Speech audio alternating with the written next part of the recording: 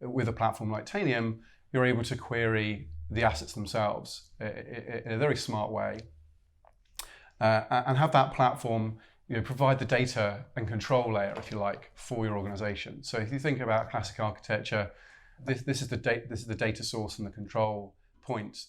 It will then feed other systems like your ServiceNows as well, the CMDBs, the IT service management suites, and other cyber tools. But unless you have that first starting point of what are your IT assets, you're really lost. You can't manage what you can't measure, as they say.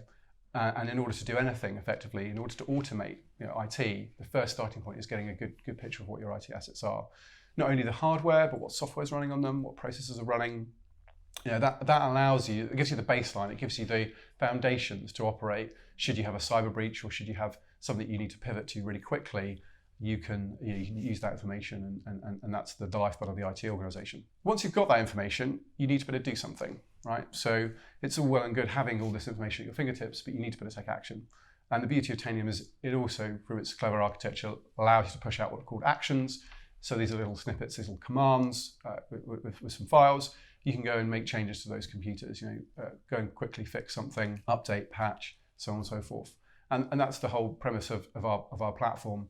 And what I'm really passionate about, particularly when you look at things like IT audit, you bring auditors in, often very expensive, and they're doing things manually. So the first few weeks of an audit is them going around and actually finding out what you have.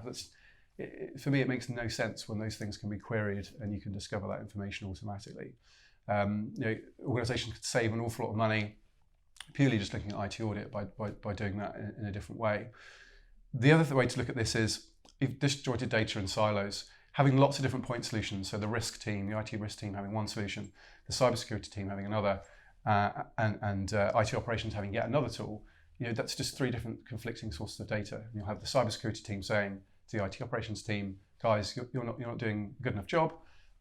This is my picture of the world, and the IT operations team will push back and say, no, that's not my picture of the world. So the other piece for me is it's not just enough to automate this and query.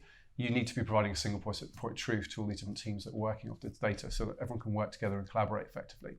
And so that's that for me is an interesting problem that the IT department is facing at the moment. Whilst everyone's distracted, quite rightfully, with the business priorities, in order to transform and in order to be more effective and more cost effective, this is something that IT departments really need to get on top of and really think about some more.